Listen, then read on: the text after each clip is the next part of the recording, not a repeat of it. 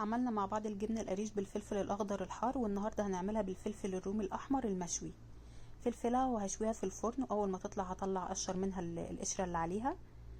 وفي الكبة هنزل بالجبنة القريش والفلفل اللي أنا قشرته، و3 فصوص من الثوم، معلقة صغيرة من الكزبرة، ورشة ملح حسب الرغبة، ونص معلقة صغيرة من الكمون، وشطة لو بتحبيها حراقة، وشوية زيت زيتون بس. وضربتهم كويس لحد ما بقت ناعمة خالص معايا.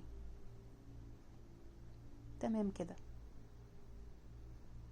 جبت رغيفين توست بقى كده، ورحت مقطعاهم ومحمصاهم في الاير فراير، وحطيت عليها زيت زيتون وشبت وبس. خلاص، فطار صحي وجميل وكل هيحبه، صغير وكبير.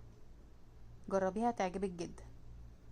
ما تنسيش لو عجبك الفيديو لايك واشتراك في قناتي عشان يوصلك كل جديد.